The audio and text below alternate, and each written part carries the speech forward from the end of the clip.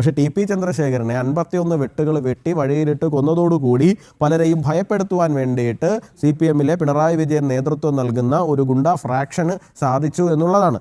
കാരണം നേരെ പോവുക, കുഞ്ഞികൃഷ്ണനെ കൈകാര്യം ചെയ്യുക, കുഞ്ഞികൃഷ്ണന്റെ കൂടെ നിൽക്കുന്ന കുറച്ച് ആൾക്കാരെ കൈകാര്യം ചെയ്യുക, അവരെ വർഗ്ഗവഞ്ചകരായിട്ട് ചിത്രീകരിക്കുക, പരനാറിമാരായിട്ട് ചിത്രീകരിക്കുക, കുലംകുത്തികളായിട്ട് ചിത്രീകരിക്കുക, കഴിഞ്ഞു, പണി കഴിഞ്ഞു. പിണറായി വിജയൻ പറയണത് അയാൾ കുലംകുത്തിയാണ് എന്ന് പറഞ്ഞു കഴിഞ്ഞാൽ അതാ കുലംകുത്തി എന്ന് പറഞ്ഞ് ഓടിക്കുച്ചെന്ന് കൊല്ലാൻ വേണ്ടിയിട്ട് തലയ്ക്കകത്ത് യാതൊരു സാധനവും ഇല്ലാത്ത കുറേ ആൾക്കാർ ഇപ്പോഴും അതിനകത്ത് അവശേഷിച്ചിട്ടുണ്ട്, അല്ലെങ്കിൽ ഗുണഭോക്താക്കളുണ്ട്. ഞാൻ അതിനകത്ത് ആശയം പേറുന്ന ആരെയും ഞാൻ പറയുന്നില്ല, പക്ഷേ അതിൻ്റെ ഗുണഭോക്താക്കളുണ്ട്. പിണറായി വിജയൻ ഇതിൻ്റെ മുകളിൽ ഇരിക്കുന്നതിൻ്റെതായിട്ടുള്ള ഗുണഭോക്താക്കൾ ഈ പാർട്ടിക്കകത്തുണ്ടല്ലോ. അവർ പോയി കൊല്ലാനും തല്ലാനും വേണ്ടിയിട്ട് തയ്യാറാണ്. എന്തുകൊണ്ട് കൊല്ലാൻ പാടില്ല എന്ന്? കൊന്നു കഴിഞ്ഞാൽ സുഖമല്ലേ? 365 ദിവസത്തിലും 300 ദിവസവും പരോള്. കുറച്ച് ദിവസം ജയിലിൽ കിടക്കേണ്ടി വന്നു കഴിഞ്ഞാൽ ആ ജയിലിൽ കിടക്കുന്നതിനകത്ത് 650 രൂപയും മാസത്തിൽ ആഴ്ചയിൽ 3 ദിവസം മട്ടൻ കറി, ചിക്കൻ കറി, മീൻ കറി, ഇല്ലേ, ഫുഡ്, അക്കോമഡേഷൻ എല്ലാം ഫ്രീ. ഇന്ത്യയിലെ നമ്പർ 1 സംസ്ഥാനമാണ് കേരളം. എന്താ കേരളത്തിലെ ജയിലുകളിൽ പോലും നമ്പർ 1 ഫെസിലിറ്റി ആന്നേ.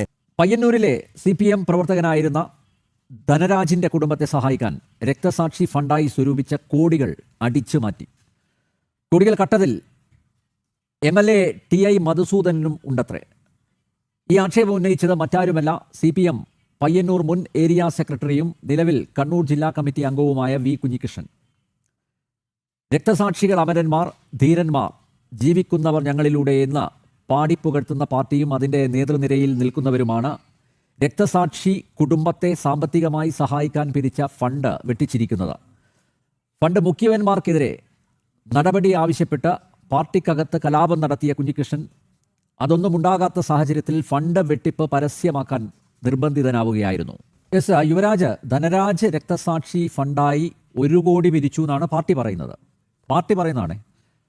പാർട്ടി പുറത്തു പറഞ്ഞ കണക്കാണ്. പക്ഷേ അതിൻ്റെ ഇരട്ടിയോളം പിരിച്ചു എന്നാണ് സഖാക്കന്മാർ തന്നെ പറയുന്നത്. 2016 പിരിച്ചു, 2021 വരെ കണക്കുകൾ അവതരിപ്പിച്ചിരുന്നില്ല, 2021 കണക്ക് അവതരിപ്പിച്ചു. വീട് നിർമ്മാണത്തിന് ഏകദേശം 35 ലക്ഷത്തിൻ്റെ ചെക്ക് നൽകി. എന്നാൽ ഈ ചെക്ക് പരിശോധിച്ചപ്പോൾ ഏകദേശം 30 ലക്ഷം രൂപ കോൺട്രാക്ടറുടെ അക്കൗണ്ടിലേക്ക്, 5 ലക്ഷം അന്നത്തെ ഏരിയ സെക്രട്ടറി KP മധുവിൻ്റെ അക്കൗണ്ടിലേക്കും പോയി എന്നുള്ളതാണ്. ഇനിയിപ്പം ഈ മുഖ്യ പല രക്തസാക്ഷി ഫണ്ടുകളുടെ യഥാർത്ഥ കഥ പുറത്ത് വരും. എങ്ങനെ നോക്കിക്കാണുന്നു ഇതിനെ? ഞാനിതിനെ 2 കാലഘട്ടമായിട്ട് നോക്കിക്കാണാനാണ് ആഗ്രഹിക്കുന്നത്. ഒന്ന്, ശ്രീ ഷാജഹാൻ സാർ പറഞ്ഞതുപോലെ തന്നെ 1998 ശേഷം മുതൽ കമ്മ്യൂണിസ്റ്റ് പ്രസ്ഥാനങ്ങൾക്ക് ഉണ്ടായിട്ടുള്ള മൂല്യച്യുതി എന്ന് പറയുന്ന ഒന്നാണ്. അപ്പോൾ ഇപ്പോൾ രക്തസാക്ഷികളുടെ പേരിൽ പിരിച്ചിരിക്കുന്ന ഫണ്ടുകൾ, ആ ഫണ്ടുകളെ പറ്റിയുള്ള കഥകൾ പുറത്തേക്ക് വരുമെന്ന് പറയുമ്പോൾ ഞാൻ വിശ്വസിക്കുന്നില്ല 98 മുൻപ് ഉണ്ടായിരുന്ന ഒരു കാലഘട്ടത്തിൽ അത്തരത്തിലുള്ള കാര്യങ്ങളൊക്കെ സംഭവിച്ചിട്ടുണ്ടാകുമെന്ന്. ചടയം ഗോവിന്ദനെയൊക്കെ പോലെയുള്ള സമുന്നതരായിട്ടുള്ള നേതാക്കളായിരുന്നു അന്ന് പാർട്ടിയുടെ സംസ്ഥാന സെക്രട്ടറിമാരായിട്ടുണ്ടായിരുന്നത്. അവർ കമ്മ്യൂണിസ്റ്റ് പ്രസ്ഥാനങ്ങൾക്കകത്ത് ഉണ്ടാക്കി കൊടുത്തിരുന്ന ഒരു സംസ്കാരമുണ്ട്. നമ്മൾ ആ ഐഡിയോളജിയോട് യോജിക്കുന്നു വിയോജിക്കുന്നു എന്നുള്ളതല്ല. കേരളത്തിലെ കമ്മ്യൂണിസം എന്ന് പറയുന്നത് പൊയ്ക്കൊണ്ടിരുന്ന ഒരു പാറ്റേൺ ഉണ്ടായിരുന്നു. ആ പാറ്റേണിൻ്റെ ഏറ്റവും അവസാനത്തെ ായിരുന്നു അവരെ പോലുള്ളവർ. പക്ഷേ അതിനുശേഷം കഴിഞ്ഞ ഒരു 1/4 നൂറ്റാണ്ടോളമായിട്ട്, അല്ലെങ്കിൽ 1/4 നൂറ്റാണ്ടിന് പുറത്തായിട്ട് CPM-നകത്തുണ്ടായിരിക്കുന്ന ചില വിഷയങ്ങളുണ്ട്. അതിനു മുൻപ് രക്തസാക്ഷികൾ അമരന്മാർ എന്ന് അവർ വിളിച്ചിരുന്നത് തീർച്ചയായിട്ടും രക്തസാക്ഷികൾ എല്ലാ കാലത്തും തങ്ങളിലൂടെ ജീവിക്കുന്നു എന്നുള്ള ഉത്തമമായ ബോധ്യത്തിലൂടെയാണ്. ഇന്നും അവർ രക്തസാക്ഷികൾ അമരന്മാർ എന്ന് വിളിക്കുന്നുണ്ട്. ആ അമരന്മാർ എന്ന് പറയുന്നത് എന്താണ്? ആ പറയുന്ന വ്യക്തികൾ മരിച്ചു പോയിട്ടുണ്ട് എന്നുണ്ടെങ്കിലും, കൊല്ലപ്പെട്ടിട്ടുണ്ട് എന്നുണ്ടെങ്കിലും അവരിലൂടെ തങ്ങൾ ഇന്നും പിരിച്ചുകൊണ്ടിരിക്കുകയാണ്. അതുകൊണ്ട് എന്താണ്, അവരിന്നും അമരന്മാരാണ്, ജീവിച്ചിരിക്കുകയാണ്. കാരണം അവരെ വെച്ചിട്ട് തങ്ങൾ എന്ത് ചെയ്യുന്നു? കറവ പശുവിനെ പോലെ അവർ വരുമാനം ഉണ്ടാക്കി കൊണ്ടിരിക്കുകയാണ് എന്നുള്ളതാണ്. രക്തസാക്ഷികൾ തങ്ങളിലൂടെ ജീവിക്കുകയാണ്. എന്താണ്? രക്തസാക്ഷികളുടെ പേരിൽ പിരിച്ചുകൊണ്ടിരിക്കുന്ന പണം തങ്ങൾക്ക് വീണ്ടും വന്നുകൊണ്ടിരിക്കുകയാണ്. അപ്പോൾ അവരിലൂടെ ആര് തന്നെയാണ് ജീവിച്ചുകൊണ്ടിരിക്കുന്നത്? ഞങ്ങൾ തന്നെയാണ് ജീവിച്ചുകൊണ്ടിരിക്കുന്നത്, അല്ലെങ്കിൽ ഞങ്ങളിലൂടെ അവർ തന്നെ ജീവിച്ചുകൊണ്ടിരിക്കുന്നു എന്നുള്ളതാണ്. രക്തസാക്ഷികൾ നെഞ്ചിനകത്തായിരുന്നു എന്നുണ്ടെങ്കിൽ ഇന്ന് രക്തസാക്ഷികൾ നെഞ്ചിലാണ്. നെഞ്ചിൽ അവിടെയാണ്, പോക്കറ്റിലാണ്. പോക്കറ്റിൽ 500-ന്റെ നോട്ട് കെട്ടുകളായിട്ട് കിടക്കുകയാണ് രക്തസാക്ഷികളെ വിറ്റ് അവരെടുത്തുകൊണ്ടിരിക്കുന്ന പണം എന്ന് പറയുന്നത്. ഇപ്പോൾ ഈ ആരോപണവുമായിട്ട് മുമ്പോട്ട് വന്നിരിക്കുന്നത് ഏതെങ്കിലും BJP-കാരനോ കോൺഗ്രസ്സുകാരനോ ലീഗുകാരനോ മറ്റേതെങ്കിലും പാർട്ടിക്കാരനോ ഒന്നും അല്ല.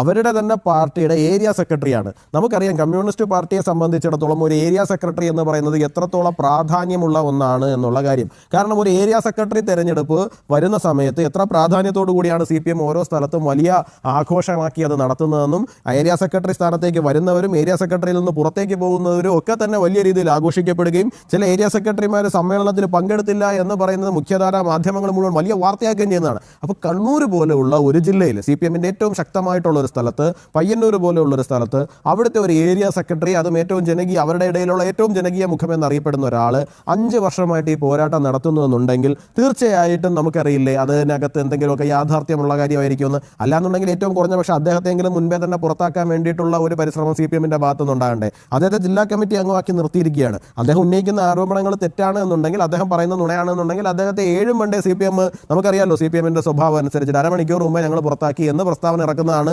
AKG സെന്റർ എന്ന് പറയുന്നത്. അപ്പോൾ അദ്ദേഹം ഇപ്പോഴും നിലവിൽ അതിനകത്ത് നിൽക്കുകയാണെന്നുണ്ടെങ്കിൽ അദ്ദേഹം ഉന്നയിച്ചുകൊണ്ടിരിക്കുന്ന ആരോപണങ്ങൾക്ക് പിന്നിൽ യാഥാർത്ഥ്യമുണ്ട് എന്നുള്ളത് തന്നെയാണ്. അപ്പോൾ അങ്ങനെ ഒരു യാഥാർത്ഥ്യമുണ്ട് എന്നുണ്ടെങ്കിൽ കേരളം ഭരിക്കുന്ന ആരാണ്? പിണറായി വിജയനാണ്. ആഭ്യന്തര വകുപ്പ് ഭരിക്കുന്ന ആരാണ്? പിണറായി വിജയനാണ്. പിണറായി വിജയൻ അറിയാമല്ലോ, തൻ്റെ പാർട്ടിയുടെ ഒരു MLA വ്യാജ റെസിപ്റ്റ് ഉണ്ടാക്കിയിട്ട്, അതും സ്വന്തം പാർട്ടിയുടെ തന്നെ വ്യാജ റെസിപ്റ്റ് ഉണ്ടാക്കിയിട്ട് സ്വന്തം പാർട്ടിയുടെ രക്തസാക്ഷിയുടെ പേരിൽ പിരിച്ചിരിക്കുകയാണ് എന്നുള്ള കാര്യം. അപ്പോൾ ആ വ്യക്തിക്കെതിരായിട്ട് നടപടി എടുക്കുവാൻ വേണ്ടിയിട്ടോ അല്ലെങ്കിൽ ആ വ്യക്തിക്ക് ശാസന കൊടുക്കുവാൻ വേണ്ടിയിട്ടോ പിണറായി വിജയനും കൂട്ടരും തയ്യാറാകുന്നില്ല എന്നുള്ളതാണ്. നമുക്കറിയാമല്ലോ CPM-ന്റെ സ്വഭാവം അനുസരിച്ചിട്ട് തരം താഴ്ത്തൽ ഉണ്ടാകാറുണ്ട്, പലതരത്തിലുള്ള പരസ്യ ശാസന ഉണ്ടാകാറുണ്ട് അല്ലേ. വലിയ പേടിപ്പെടുത്തുന്ന നടപടികളാണ്. കേട്ടാൽ തന്നെ ആൾക്കാർ പേടിച്ചു. എന്താണ്? പരസ്യമായി ശാസിച്ചു, അതോടുകൂടി ആൾക്കാരങ്ങ് ഭയന്നു എന്നുള്ളതാണ്. അങ്ങനെ ഈ പരസ്യ ശാസന പോലുള്ള ക്രൂരമായ ദണ്ഡനകൾ പോലും നൽകാൻ വേണ്ടിയിട്ട് ആര് തയ്യാറായിട്ടില്ല? പിണറായി വിജയനും കൂട്ടരും തയ്യാറായിട്ടില്ല. അപ്പോൾ അതിൻ്റെ അർത്ഥം എന്താണ് അത് സൂചിപ്പിക്കുന്നത്? തീർച്ചയായിട്ടും ഈ പറയുന്ന വ്യക്തിക്കെതിരെ, MLA-ക്കെതിരെ, മധുസൂദനൻ എന്ന് പറയുന്ന MLA-ക്കെതിരായിട്ട് നടപടി ഉണ്ടാവുകയാണ് എന്നുണ്ടെങ്കിൽ അദ്ദേഹത്തിന് തിരിച്ച് പിണറായി വിജയനെതിരെയും പറയുവാൻ വേണ്ടിയിട്ട് ഇത്തരത്തിലുള്ള ആരോപണങ്ങൾ ഉണ്ടാകുമെന്നുള്ള കാര്യം വ്യക്തമാണ്. അത് ഭയന്നിട്ടാണ് ഈ നടപടി എടുക്കാത്തത്.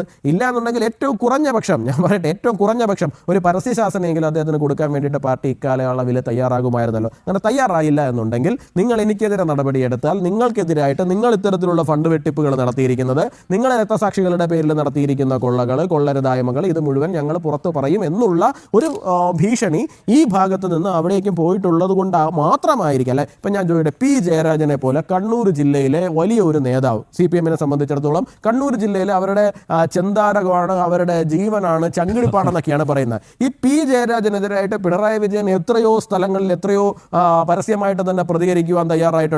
അദ്ദേഹത്തിനെതിരെ നടപടിയെടുത്തിട്ടുണ്ട്. അദ്ദേഹത്തിന് ഒരു കാരണവശാലും ആ പാർട്ടിയിൽ വളർന്നു വരാൻ സമ്മതിക്കില്ല എന്ന് ശപഥം എടുത്തുകൊണ്ട് പിണറായി വിജയൻ തന്റെ രാഷ്ട്രീയ പ്രവർത്തനം നടത്തുന്നുണ്ട്. അപ്പോൾ പിണറായി വിജയനെ സംബന്ധിച്ചിടത്തോളം ഒരു വ്യക്തിക്കെതിരായിട്ട് നടപടി എടുക്കണം എന്ന് തീരുമാനിച്ചു കഴിഞ്ഞാൽ അത് നടപ്പിലാക്കുവാൻ വേണ്ടിയിട്ട് വലിയ ബുദ്ധിമുട്ടൊന്നുമല്ല. നമുക്കറിയാലോ, VS-നെ പോലും ഒരു മഹാമേരുവിനെ പോലും വെട്ടി ഒതുക്കുവാൻ വേണ്ടിയിട്ട് ഏതറ്റം വരെ പിണറായി വിജയൻ പോയിട്ടുണ്ട് എന്നുള്ള കാര്യത്തെക്കുറിച്ചിട്ട്. അപ്പോൾ പാർട്ടിയിലെ തന്റെ എതിരാളികൾക്കെതിരായിട്ട് അവരെ ഒരു വശത്തേക്ക് ഒതുക്കണമെന്നുണ്ടെങ്കിൽ എന്ത് ചെയ്യണം എന്നുള്ള കാര്യത്തെക്കുറിച്ചിട്ട് പിണറായി വിജയൻ അറിയാം. അപ്പോൾ കുഞ്ഞികൃഷ്ണനെ പോലെ ഒരാൾ, ഒരു ഏരിയ സെക്രട്ടറി, നിലവിലെ കണ്ണൂരിലെ ജില്ലാ കമ്മിറ്റി അംഗമായിട്ടുള്ള ഒരാൾ ഇത്രയും ശക്തമായിട്ടുള്ള ഒരു ആരോപണം ഉന്നയിച്ചിട്ട്, അതിന് തെളിവുകളുടെ അടിസ്ഥാനത്തിൽ ആരോപണം ഉന്നയിച്ചിട്ട് 5 വർഷം പാർട്ടി അച്ചടക്കം പാലിച്ചുകൊണ്ട് പാർട്ടിക്കകത്ത് നിന്ന് പോരാടിയിട്ട് ആ വ്യക്തിക്കെതിരായിട്ട്, ആരോപണ വിധേയനായ വ്യക്തിക്കെതിരായിട്ട് നടപടി എടുക്കുവാൻ വേണ്ടിയിട്ട് പാർട്ടിയോ പാർട്ടിയുടെ ഇതിൽ ഭരിക്കുന്ന സർക്കാരോ തയ്യാറാകുന്നില്ല എന്നുണ്ടെങ്കിൽ തീർച്ചയായിട്ടും അതിനകത്ത് മധുസൂദനന് പറയുവാനും ചൂണ്ടിക്കാണിക്കുവാനും വേണ്ടി വേറെ ഒരുപാട് പേരുകളുണ്ട്.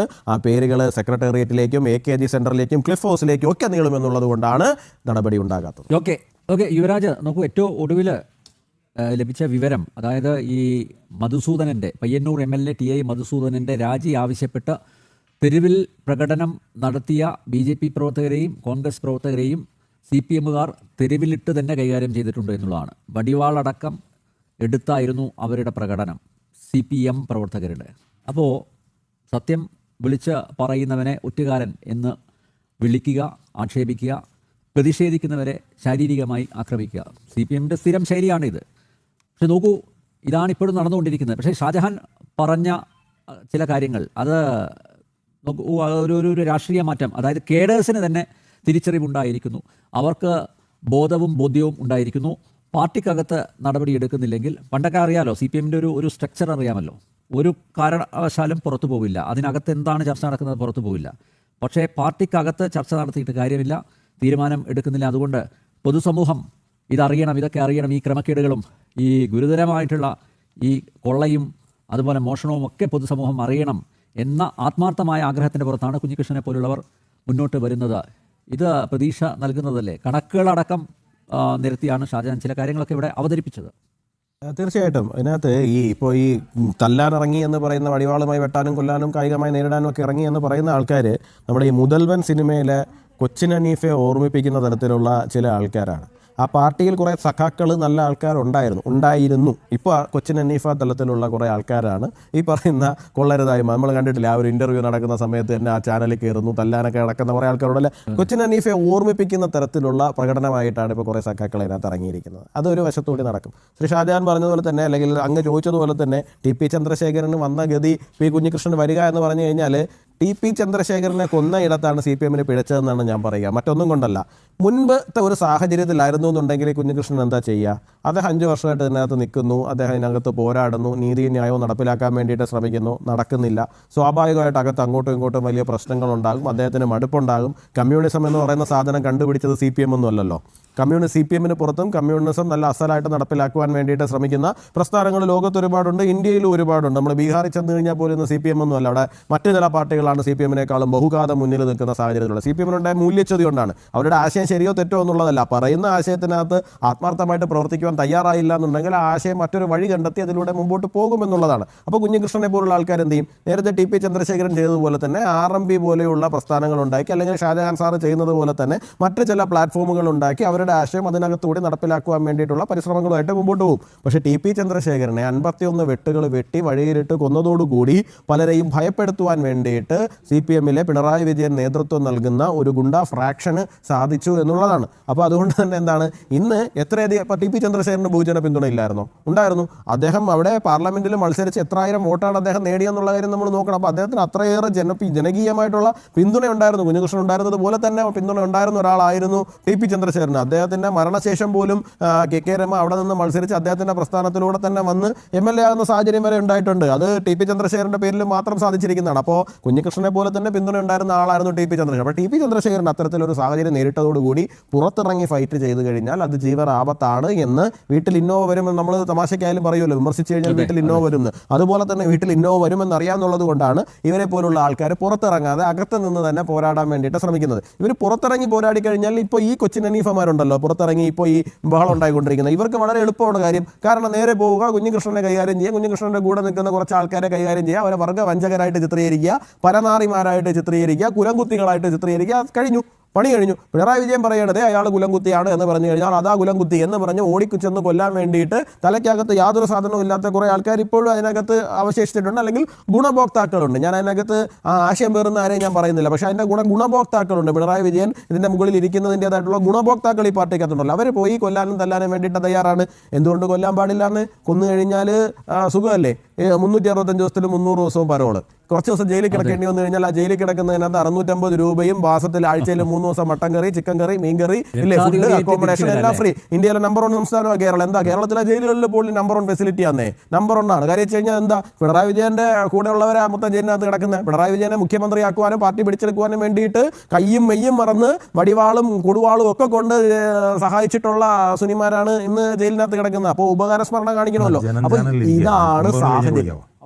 ഇത്തരത്തിലാണെങ്കിൽ ഈ സംഗതി ഓടിക്കൊണ്ടിരിക്കുന്നത്. അതുകൊണ്ടാണ് തീർച്ചയായിട്ടും ഈ പറയുന്ന മധുസൂദനന്മാർ ഇറങ്ങി നടക്കുന്ന സാഹചര്യം ഉണ്ടായിട്ടുള്ളത്. ഇപ്പോൾ ഞാൻ ഈ കുറച്ച് നാൾ കണ്ണൂർ പോകുന്ന സമയത്ത് എന്നോട് ചില ആൾക്കാർ എന്നോട് പറഞ്ഞു, ഈ CPM വിട്ട് പുറത്ത് വന്ന് മാറി നിൽക്കുന്നതായിട്ടുള്ള ചില ആൾക്കാരെ കാണുന്ന സമയത്ത് അവരെന്നോട് പറഞ്ഞൊരു കാര്യമുണ്ട്. പറഞ്ഞെന്ന് പറഞ്ഞു കഴിഞ്ഞാൽ ഈ രാഷ്ട്രീയ കൊലപാതകങ്ങൾ ഇപ്പോൾ കുറഞ്ഞത് നേതൃത്വങ്ങൾ തമ്മിൽ നടന്ന ചർച്ചകൾ കൊണ്ട് മാത്രമല്ല എന്നുള്ളതാണ്. അതിനൊരു പ്രത്യേക കാരണവും കൂടി ഉണ്ടായിരുന്നു. കാരണം നേതൃത്വത്തിനെ പാർട്ടിക്ക് വേണ്ടിയിട്ട് എന്നുള്ള ആത്മാർത്ഥമായിട്ടുള്ള തലത്തിൽ ചെയ്യാൻ പോകുന്ന ആൾക്കാർക്ക് വിശ്വാസമില്ലാതായതുകൊണ്ടാണ് എന്നുള്ളതാണ്. അതിന് ഈ ധനരാജ് വിഷയം ഉൾപ്പെടെയുള്ള കാര്യങ്ങൾ കാരണമായിട്ടുണ്ട്. കാരണം എന്താണ്, പാർട്ടിക്ക് വേണ്ടിയിട്ട് എന്ന് പറഞ്ഞ് ഞങ്ങൾ കൊല്ലാനും തല്ലാനും വേണ്ടിയിട്ട് പോകുന്നു. പോയി കഴിയുമ്പോൾ രക്തസാക്ഷികളുടെ പേരിൽ പാർട്ടിയുടെ നേതൃത്വം കാണിച്ചു കൊണ്ടിരിക്കുന്നത് ഈ കൊള്ളരുതായ്മയാണ്. ഈ കൊള്ളരുതായ്മ കാണിക്കുന്നവരെ മുഴുവൻ ആര് സംരക്ഷിക്കുകയാണ്? പിണറായി വിജയന്റെ നേതൃത്വം എന്ന് പറയുന്നത് സംരക്ഷിച്ചുകൊണ്ടിരിക്കുകയാണ്. അപ്പോൾ തീർച്ചയായിട്ടും സാധാരണക്കാരായിട്ടുള്ള, അല്ലെങ്കിൽ പാർട്ടിയെ അങ്ങ് അറ്റം വിശ്വസിക്കുന്ന, പാർട്ടിക്ക് വേണ്ടി അങ്ങ് അറ്റം എന്തും ചെയ്യുമെന്ന് പറയുന്ന ആൾക്കാർക്ക് പാർട്ടിയിലല്ല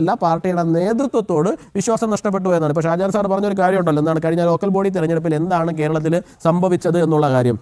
ഞാൻ 100% അടിവരയിട്ട് പറയുന്നുണ്ട്. നിങ്ങൾ പരിശോധിച്ച് കഴിഞ്ഞാൽ, നിങ്ങൾ ഓരോ ബൂത്തിലേക്കും പോയി പരിശോധിച്ച് കഴിഞ്ഞാൽ ആ ബൂത്തിലുണ്ടായിരുന്ന CPM-ന്റെ അല്ലെങ്കിൽ ഇടതുപക്ഷത്തെ പ്രവർത്തകർ നിങ്ങളോട് പറഞ്ഞു തരും എത്ര കേഡർ വോട്ട് പോളായിട്ടില്ല എന്നുള്ളതിനെ കുറിച്ചിട്ട്. അവർ പറയുന്നത് ഇടതുപക്ഷ വോട്ടുകൾ പോളാവാത്തതിനെ കുറിച്ചിട്ടല്ല, കേഡർ വോട്ടുകൾ പോളായിട്ടില്ല എന്നുള്ളതിനെ കുറിച്ചിട്ടാണ്. ഓരോ ബൂത്തിലും 100-100 ചെല്ലുവാനവും കേഡർ വോട്ടുകളാണ് പലയിടത്തും പോളാകാതെ പോയിരിക്കുന്നത്. ഇത്രയും കേഡർ വോട്ടുകൾ പോളായിട്ടില്ല എന്ന് പറഞ്ഞു കഴിഞ്ഞാൽ അതിൻ്റെ അർത്ഥം എന്താണ്? അവർ പുറത്തുനിന്ന് കൊണ്ടുവരേണ്ടിയിരുന്ന വോട്ടുകൾ കൊണ്ടുവന്നിട്ടില്ല എന്നുള്ളതാണ്. അപ്പോൾ അത് എത്രമാത്രം എത്രമാത്രം CPM-നെ ബാധിച്ചിട്ടുണ്ട് തെരഞ്ഞെടുപ്പിലെന്ന് നോക്കണം. അവർ പറയുന്നത് മറ്റൊന്നും കൊണ്ടല്ല, പാർട്ടി 10 വർഷം കൊണ്ട് അധികാരത്തിലിരുന്നപ്പോൾ വളരുകയല്ല ചെയ്തത്, പകരം തളരുകയാണ് ചെയ്തിരിക്കുന്നത്. പാർട്ടിക്ക് കുറേ സംവിധാനങ്ങളും കെട്ടിടങ്ങളും മുന്തിയ ഇനം കാറുകളും പാർട്ടിയുടെ വലിയ നേതാക്കൾക്ക് യാത്ര ചെയ്യുവാനുള്ള സൗകര്യങ്ങളും ഒക്കെ ഉണ്ടായിട്ടുണ്ട്. ചുമ്മാ പറ്റിക്കാൻ വേണ്ടിയിട്ട് ഏതെങ്കിലുമൊക്കെ വീട്ടിൽ കയറി പാത്രം കഴുകി ഞങ്ങൾ വളരെ ലാളിത്യമുള്ളതാണെന്നൊക്കെ കാണിച്ചിട്ട് പോകുന്നുണ്ടാകും. പക്ഷേ ഇവരെല്ലാവരും പുറത്തേക്ക് ഇറങ്ങി കഴിഞ്ഞു കഴിഞ്ഞാൽ 5 സ്റ്റാർ 7 സ്റ്റാർ ഫെസിലിറ്റികളിൽ അല്ലാണ്ട് ഇവരെ പലരെയും കാണാത്ത സാഹചര്യമുണ്ട്. അപ്പോൾ തീർച്ചയായിട്ടും പാർട്ടി പൊക്കോണ്ടിരിക്കുന്നത് ഈ ഒരു ശൈലിയിലായതുകൊണ്ട് പാർട്ടിക്ക് ഒരു തിരുത്തൽ ആവശ്യമാണ്, കറക്ഷൻ ആവശ്യമാണ് എന്നുള്ളത് കൊണ്ട് പോളിംഗ് ബൂത്തുകളിലേക്ക് വരാതെ ഇരുന്നവരാണ് ഈ പാർട്ടിയുടേതായിട്ടുള്ള, ഈ പാർട്ടിയെ സ്നേഹിക്കുന്ന, അവരുടെ അങ്ങേയറ്റം പാർട്ടിക്ക് വേണ്ടി എന്തും ചെയ്യുമെന്ന് പറഞ്ഞ് നിൽക്കുന്ന കേഡറുകൾ എന്ന് പറയുന്ന കോമ്രേഡുകളായിട്ടുള്ള ആൾക്കാർ. അപ്പോൾ തീർച്ചയായിട്ടും ഇതെല്ലാം CPM-നെ ബാധിക്കുന്നുണ്ട് എന്നുള്ളത് തന്നെയാണ്. അത് അവർ തിരുത്താൻ തയ്യാറായാൽ അവർക്ക് മുമ്പോട്ട് പോകാൻ വേണ്ടിയിട്ട് സാധിക്കും. തിരുത്തിയില്ല എന്നുണ്ടെങ്കിൽ വരുന്ന 3-4 മാസം കഴിയുന്ന സമയത്ത് അവർക്ക് എന്താണ് സംഭവിക്കുക എന്നുള്ളത് നമ്മൾ കണ്ടറിയണം. ഓക്കെ യുവരാജ്, നമുക്ക് അവസാനിപ്പിക്കാം.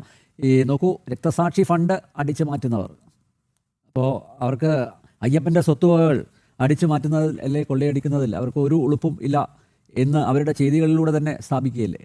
തീർച്ചയായിട്ടും അവരെ സംബന്ധിച്ചിടത്തോളം ഏറ്റവും വൈകാരികമായി അവർ കാണുന്ന അവരുടെ രക്തസാക്ഷികളെയാണ്. ഭക്തരെ സംബന്ധിച്ചിടത്തോളം അത്തരം വൈകാരികമായിട്ടുള്ള ഒരു പ്രതീകം എന്ന് പറയുന്നത് ശബരിമലയിലെ അയ്യപ്പസ്വാമിയെ പോലുള്ള മൂർത്തികളാണ്. അപ്പോൾ സ്വന്തം ഇരിപ്പിടം തന്നെ കൊള്ളയടിക്കാൻ വേണ്ടിയിട്ട് യാതൊരു മടിയില്ലാത്തവരെന്തും ചെയ്യുന്നതാണ്. എന്നെ അത്ഭുതപ്പെടുത്തുന്നത്, ഞാനിപ്പോൾ ഒരു സ്റ്റേറ്റ്മെന്റ് കാണുകയുണ്ടായി. അതായത് സന്തോഷ് കുമാർ എന്ന് പറഞ്ഞിട്ട് അവരുടെ പയ്യന്നൂരിൽ ഇപ്പോഴത്തെ ഏരിയ സെക്രട്ടറി, ഇന്ന് നടന്നിരിക്കുന്ന ആക്രമണങ്ങളെക്കുറിച്ച് അദ്ദേഹത്തിൻ്റെതായിട്ടുള്ള ഒരു സ്റ്റേറ്റ്മെന്റ് ഇപ്പോൾ വന്നതായിട്ടാണ് ഞാൻ കാണുന്നത്. അദ്ദേഹം പറഞ്ഞിരിക്കുന്ന സ്റ്റേറ്റ്മെന്റ് എന്ന് പറഞ്ഞാൽ ഇന്ന് നടന്ന സാമ്പിൾ വെടിക്കെട്ടാണ്, പയ്യന്നൂരിലെ പാർട്ടി എന്താണ് എന്ന് കാണിക്കുന്നതിൻ്റെ സാമ്പിൾ വെടിക്കെട്ടാണ്.